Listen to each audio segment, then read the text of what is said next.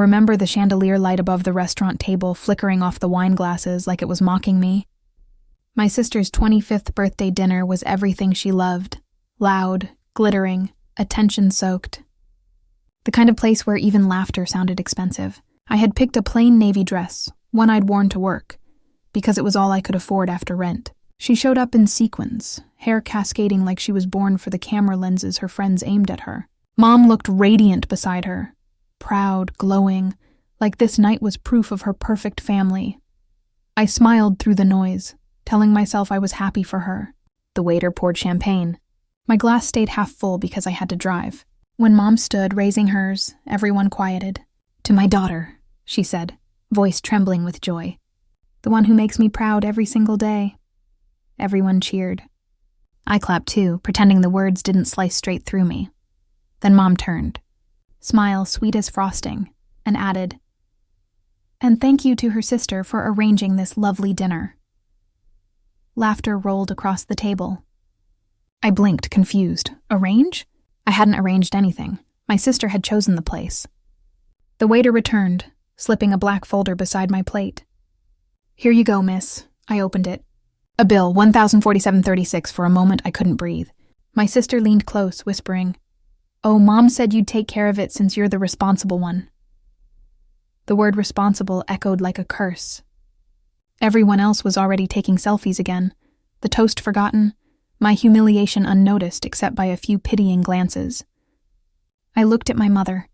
She gave a small dismissive nod as if to say, "Well, pay it." My hands shook as I slid my debit card inside. The waiter whisked it away. I tried to swallow the ache rising in my throat, but it burned hotter with every laugh around me.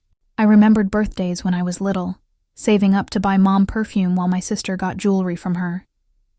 I remembered staying up late tutoring my sister through classes she never cared about, being told I was lucky to have brains even if you're not the pretty one. When the waiter returned, I signed the receipt. My checking account would barely survive. Mom hugged my sister for a photo. "She's the daughter I'm proud of," she said again, loud enough for the whole table. I forced a smile so wide it hurt. No one noticed the tears threatening behind it. I excused myself soon after, pretending I needed air. Outside, the night was cold and the city lights blurred. The laughter from inside followed me through the glass doors. I stood there, breath clouding, realizing something had shifted. I had always thought if I worked hard enough, they'd see me. But tonight, I understood. They never would. That was the moment I stopped trying to earn their pride and started saving what little self-respect I had left.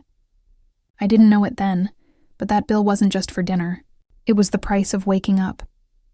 When I think about being invisible, I don't picture darkness. I picture bright rooms where everyone is laughing, and somehow, I'm still unseen.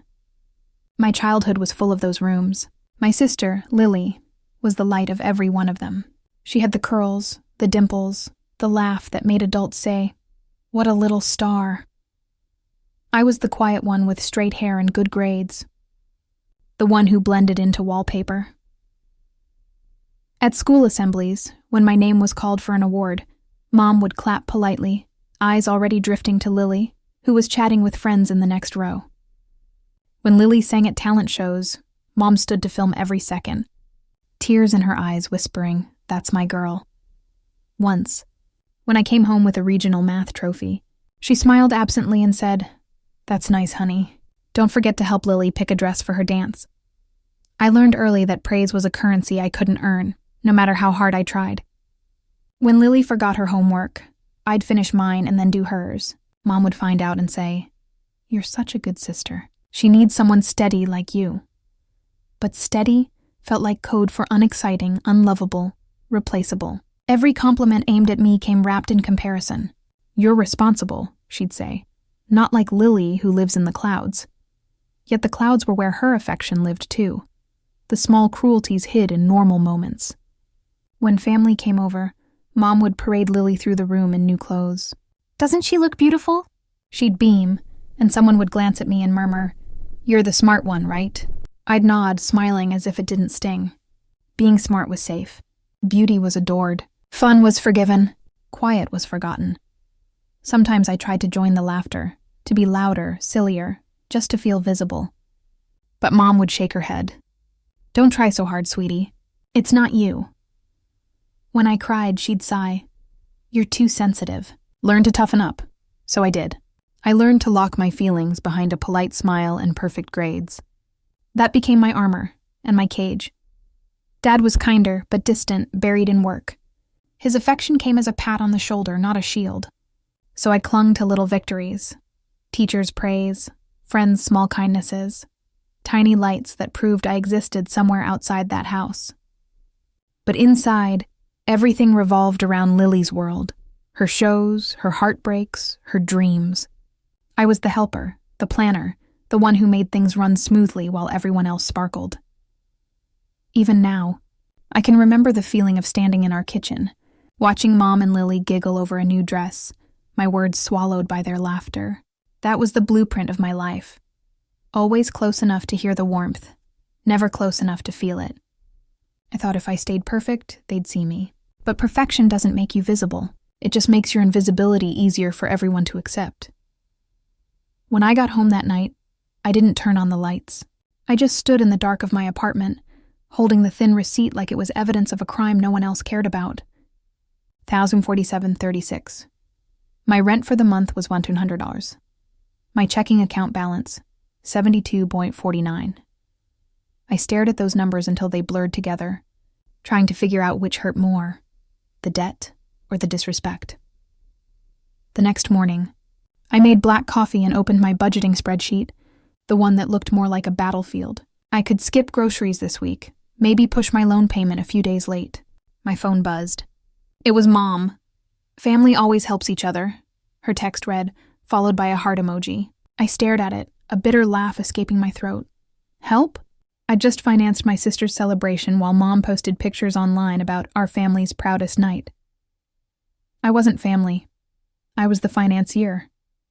At work, I tried to focus on spreadsheets and client calls, but my mind kept replaying her voice from last night. "She's the daughter I'm proud of." Every syllable echoed between my ribs. I'd spent years believing if I stayed dependable, they'd see me as worthy. But what they saw was someone safe to take from. Money, time, energy, dignity. Responsibility had become my punishment. That evening, I opened my fridge. Half a carton of eggs, 1 expired yogurt, and a bottle of water. I laughed again, the hollow kind. My sister had probably gone out for brunch that morning, maybe posting pictures of avocado toast and hashtags about gratitude. I tried to feel nothing, but the resentment crept in, slow and sharp. It wasn't about the money. It was the message. I was useful only when they needed something. Later, scrolling through social media, I saw my mom's comment under a photo. Couldn't be prouder of my girl. No mention of me. Not even a tag. My stomach twisted, not from jealousy, but from the realization that I could disappear and nothing would change. Family, I thought, shouldn't make you feel disposable. Before bed, I checked my bank app again, as if the numbers might have mercy. I transferred what little remained to cover utilities and wrote a reminder on a sticky note. Stay quiet. Stay strong. But strength felt like another word for silence, and I was tired of both. I lay awake that night, the glow of my phone on the nightstand, Mom's message still open. "Family always helps each other," I wanted to reply. Then why am I the only one bleeding to prove it? But I didn't. I just turned the phone face down, promising myself something different.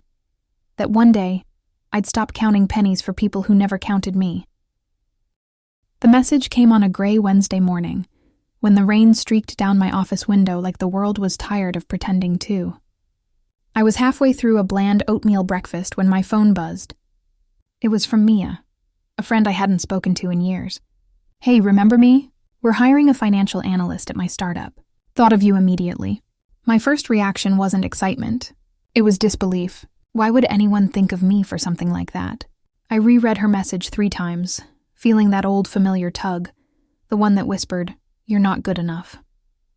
That voice had my mother's tone, polished with years of helpful advice. Every achievement I'd ever made had been measured against my sister's spotlight. If I brought home an A, Mom would smile politely and ask if I'd seen the video of my sister's new dance performance. If I got a promotion, she'd say, That's nice, honey. But don't work yourself too hard. Not everyone's meant to lead.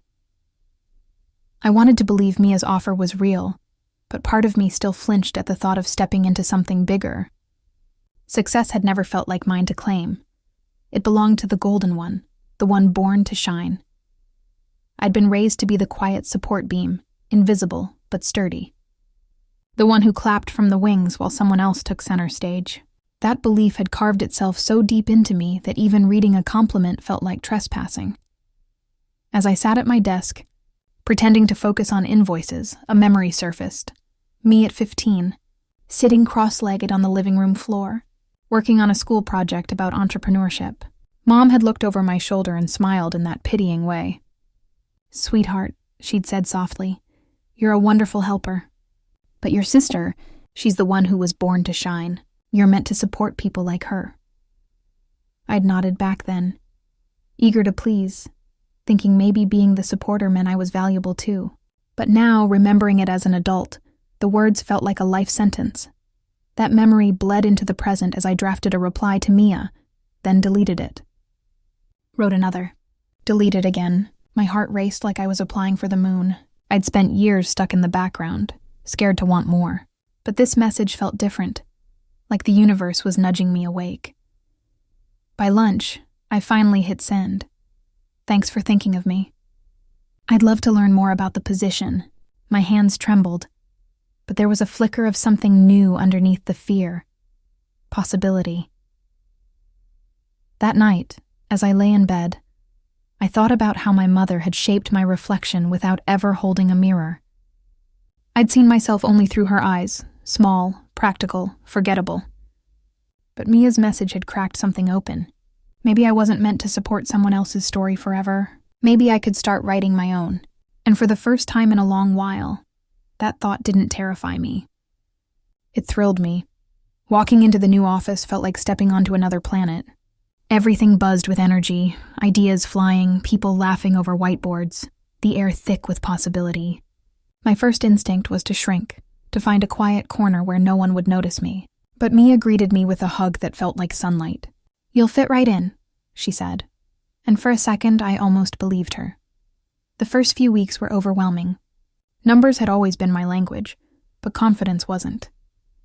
I'd triple-check every report before sending it, terrified of making a mistake that would confirm my mother's prophecy, that I was only good enough to follow. But when the first investor presentation came, something shifted.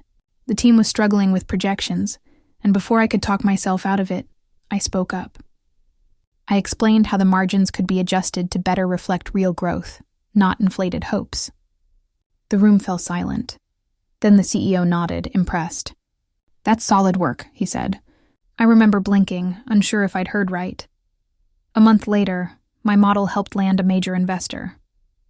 Everyone celebrated, clinking glasses, and my boss, Daniel, pulled me aside. "You've got a rare combination," he said. "Integrity and precision. You remind me why I still believe in people who care." I didn't know how to respond. No one had ever connected my worth to something other than obligation. Daniel started mentoring me, not just about numbers, but about leadership. He'd ask me what I wanted from my career, and I'd stare blankly, because wanting was a language I'd never learned. "You don't need permission to grow," he'd say, looking at me with genuine belief. That sentence settled deep inside me like a seed. At night, I'd catch myself smiling after work, a foreign expression that felt almost rebellious. I'd begun dressing with quiet confidence, choosing colors that didn't try to blend in. Even my voice changed, steadier, warmer. It was strange how self-worth didn't arrive in a grand moment, but in dozens of small, gentle ones. People listening when you spoke, colleagues saying "great job," realizing you didn't have to earn kindness through pain. Still, I kept this new life private. I didn't tell my family about the investor deal. The text came late on a Friday night, a glittering photo of a diamond ring with the caption, "She said yes." My sister's face beamed back at me from the screen, all perfect makeup and joy, her fiancé's arm wrapped around her like they'd just stepped out of a magazine. Within minutes, our family group chat exploded with heart emojis, congratulations, and plans. I just stared at the picture, feeling a strange mix of warmth and distance, I was happy for her, or at least I wanted to be. But there was a hollow space under that feeling, one carved by years of knowing my happiness had never been celebrated the same way. The next morning, my mom called. Her voice was syrupy sweet at first, then slid into the tone I knew too well, the "you'll do this because it's your duty" tone. "Your sister wants to have the wedding at the Grand Royal," she said. I froze. That was the same hotel where she'd humiliated me at the birthday dinner, the same marble floors I'd stared at while everyone laughed. "It's going to be magical," Mom continued. "And as the older sister, you'll help organize and pay for some of the arrangements. You know how family works. We all contribute." I could hear the clinking of her coffee spoon, the casual entitlement in every word. Once, that kind of demand would have sent me spiraling, counting my savings, rehearsing polite compliance. But this time, something inside me stayed still. I had learned how to keep my composure, how to let silence speak for me. "Sure," I said finally. "Whatever's needed." My voice was calm, but it carried a weight even she didn't seem to notice. I wasn't agreeing out of guilt this time. I was agreeing because I had a plan, even if I didn't fully know what it was yet. After we hung up, I sat by my window, watching the city move, lights flickering, people crossing streets.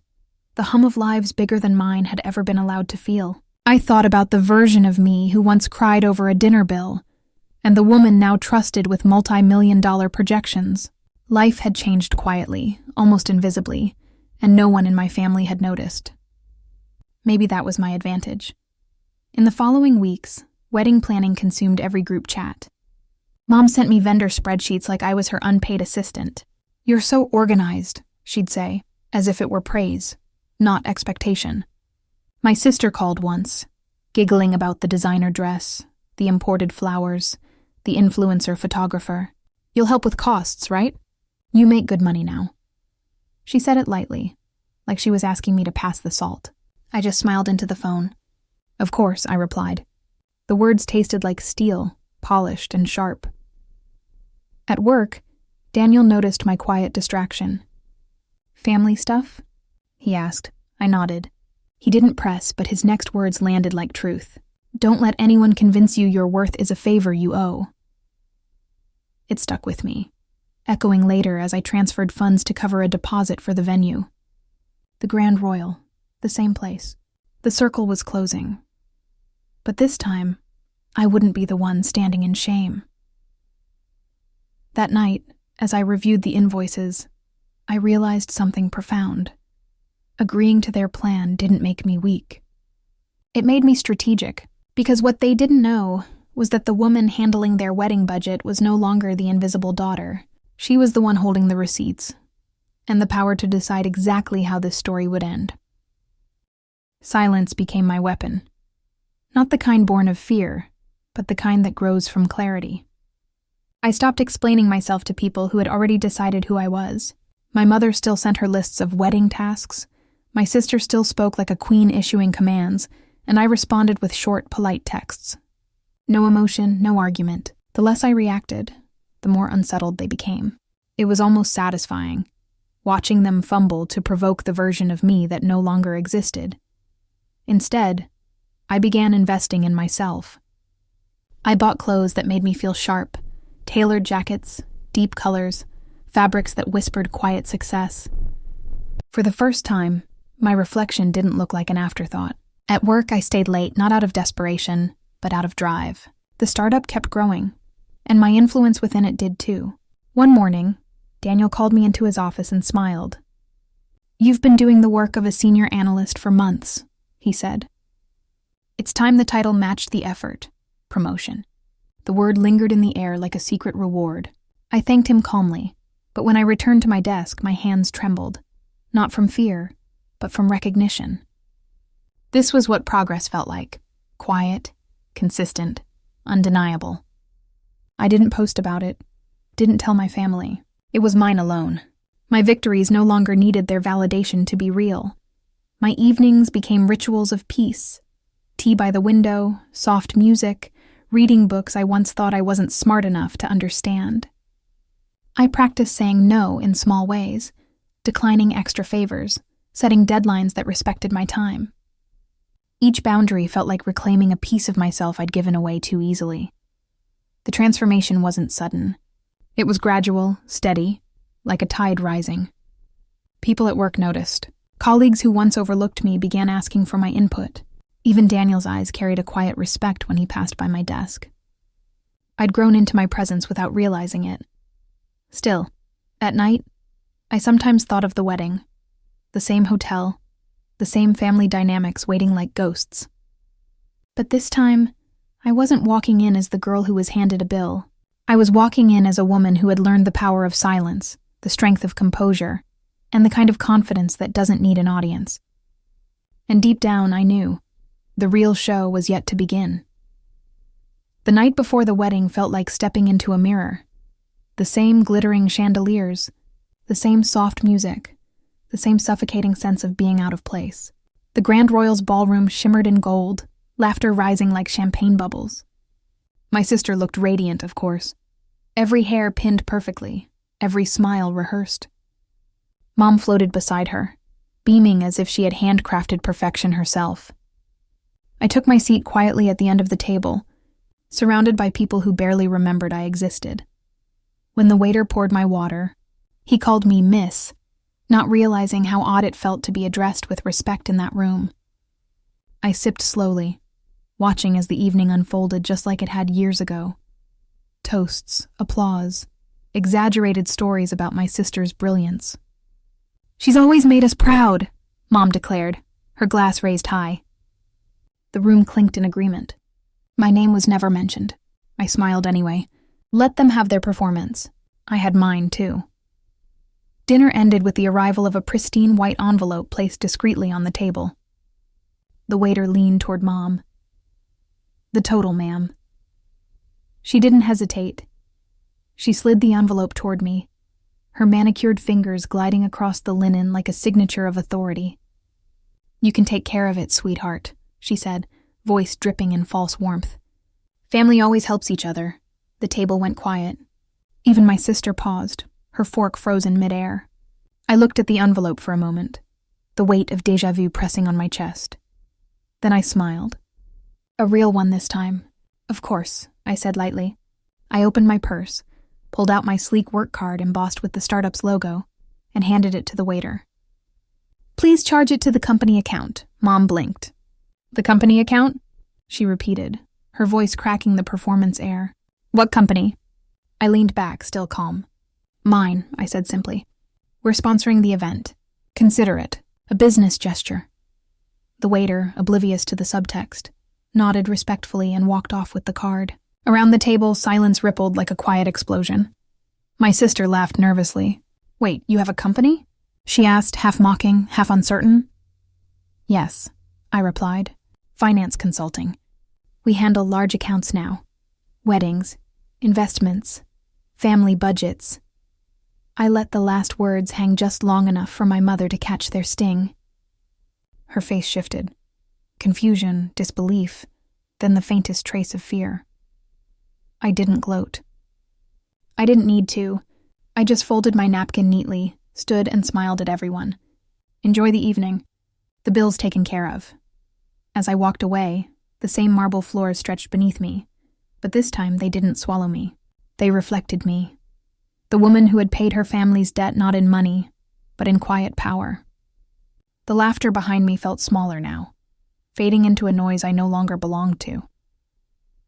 The next evening, the ballroom was transformed for the wedding itself. Chandeliers glowing like constellations. Guests floating in designer gowns and polished smiles. I stood near the back, letting the music and chatter blend into a soft hum. The déjà vu still lingered from the rehearsal dinner, but tonight carried a different electricity. I wasn't the daughter waiting for approval anymore. I was the quiet storm none of them saw coming. My mother fluttered from table to table, basking in admiration. "Everything turned out perfect," she kept saying, brushing her hand across champagne flutes and flower petals as though she'd arranged the stars herself. My sister glowed beside her fiancé, or rather her soon-to-be husband, Ethan, who strutted with the ease of a man convinced he'd won life's lottery. I smiled faintly. I knew something they didn't. Just before the dinner began, I felt my phone buzz. "Running a few minutes late, but I'll be there soon," the message read. It was Daniel, my boss, mentor, and as of last month, my new business partner. I'd told him about the event weeks ago, how my family expected my help with the budget. When he heard the name of the groom's company, he'd paused, eyes narrowing. "Ethan Cooper?" he'd asked. "We're finalizing a major acquisition deal with his firm. He doesn't know who our investors are yet." I remembered his small, knowing smile. "Would you like to tell him personally?" Now, as I sat through the toasts and laughter, that memory played on a loop. My mother's voice rose above the crowd. "To family! And to the daughter who makes me proud every day." She lifted her glass toward my sister again. The guests cheered. I stayed seated, smiling faintly, my fingers wrapped around the stem of my untouched drink. Moments later, the double doors opened.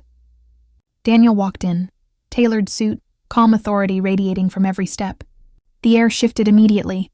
People turned to look. Even my mother's practiced smile faltered. Ethan's father, a broad man in an expensive tuxedo, stood to greet him. "Mr. Carter, we weren't expecting you tonight." Daniel smiled, shaking his hand. "I wouldn't miss the chance to meet our newest partners." The table murmured, a low ripple of confusion and curiosity. "Partners?" Ethan repeated, his grin tightening. Daniel's eyes moved slowly around the room until they found mine. He nodded once, almost imperceptibly. I returned the gesture.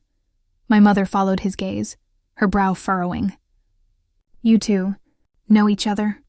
she asked, her tone tentative. Daniel chuckled lightly. "Know each other?" "Yes. Your daughter has been my right hand for nearly 2 years. She's the reason this entire merger is happening." The room froze. My sister's fork clattered against her plate.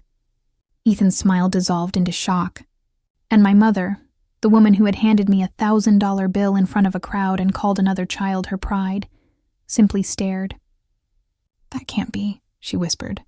"You mean her?" Her voice trembled. Daniel's expression softened, but his words were firm. "Yes, ma'am, her. She's my business partner now. We co-manage the new investment division. And coincidentally, that division is acquiring controlling interest in your son-in-law's company." He turned toward Ethan, whose face had gone pale. "Congratulations, by the way. I didn't move." I didn't need to. The silence around me was its own vindication. Heavy, electric, undeniable.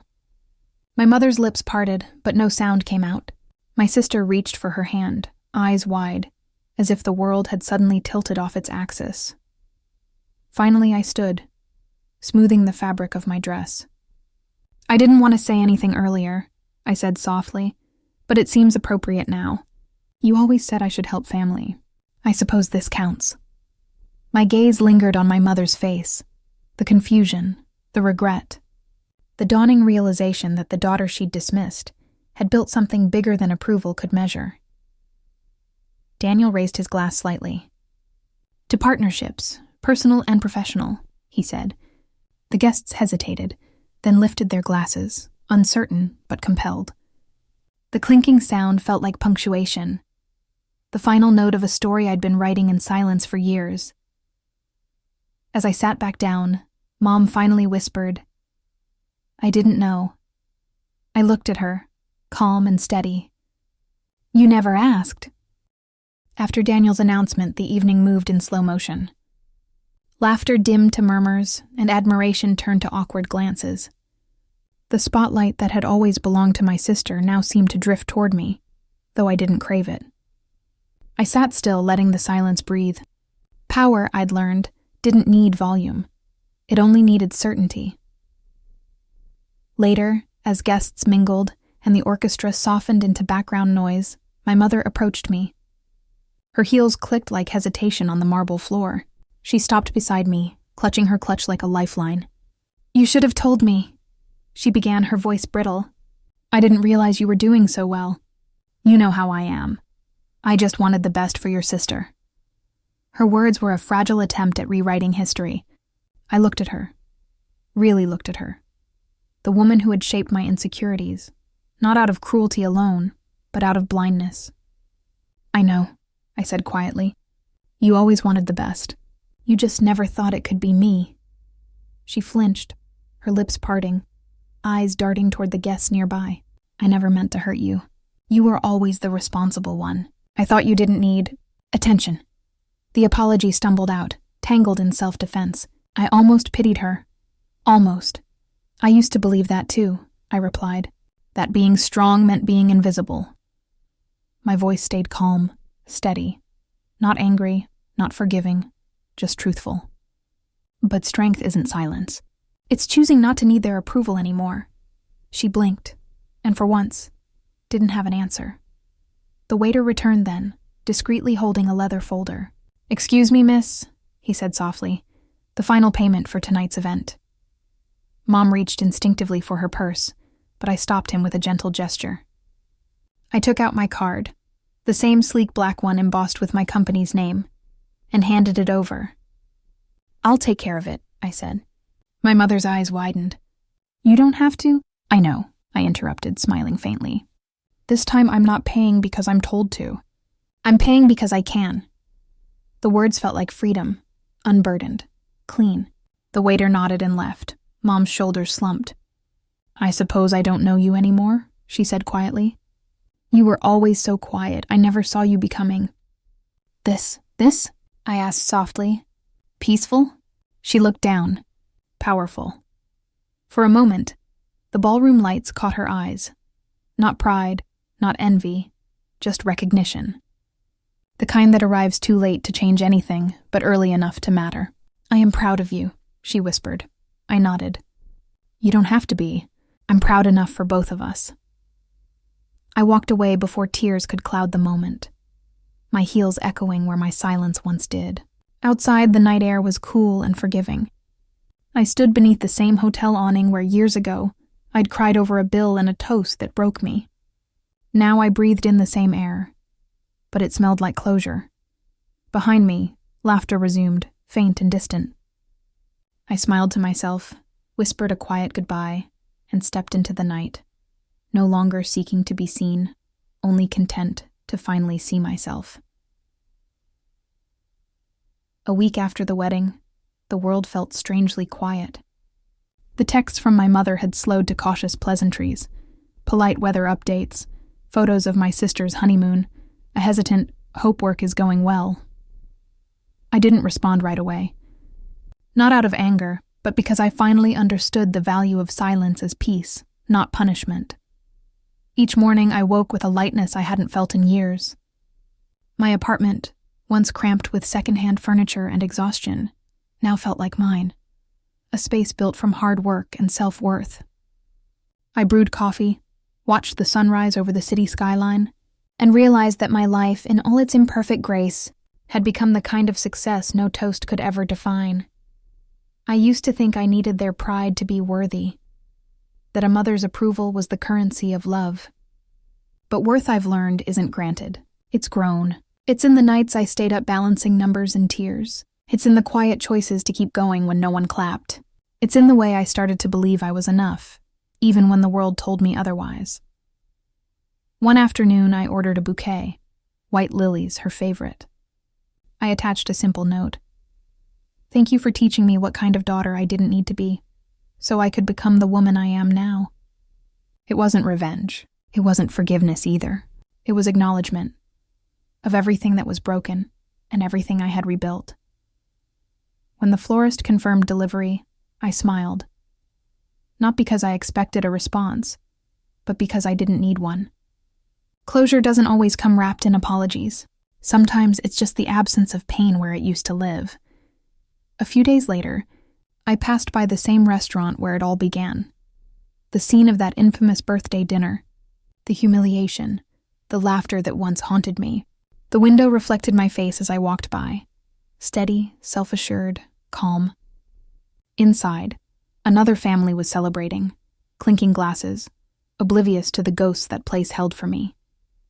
I paused for a second, watching them. The old version of me would have turned away. The new me smiled. I wasn't the invisible daughter anymore. I wasn't the one waiting to be seen or saved. I was the woman who had learned to build her own validation, her own peace, her own worth. And strangely, I felt grateful. not for the pain itself, but for what it had forced me to become. As I continued down the street, the breeze carried the faint sound of laughter, light, distant, and harmless this time. I let it trail behind me.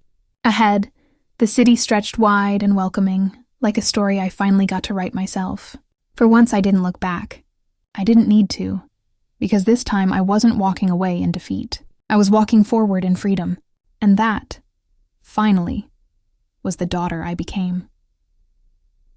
When the video ends, the screen fades to black, but the story doesn't.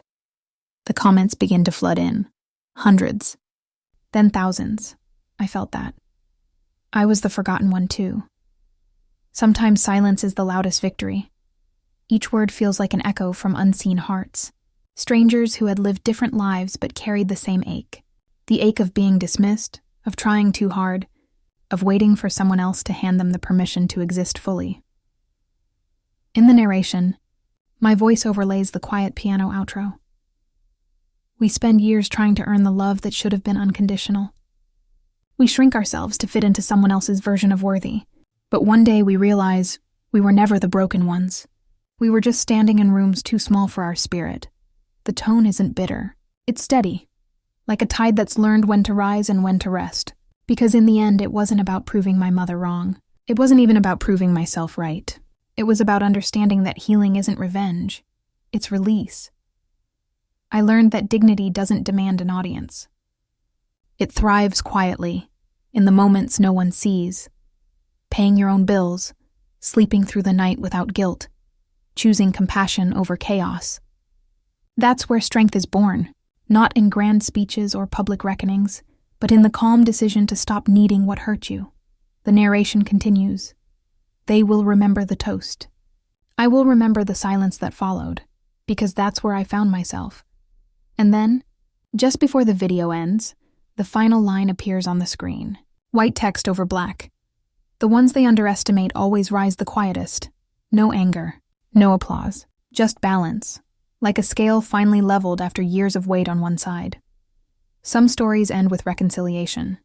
Others end with peace. Mine, I think, ends with understanding. The understanding that love, respect, and worth, they're not prizes to be given. They're choices we make, over and over, for ourselves. And so, as the last comment scrolls by and the music fades out, there's nothing left to prove, just the soft truth that even the quietest rise can still shake the ground.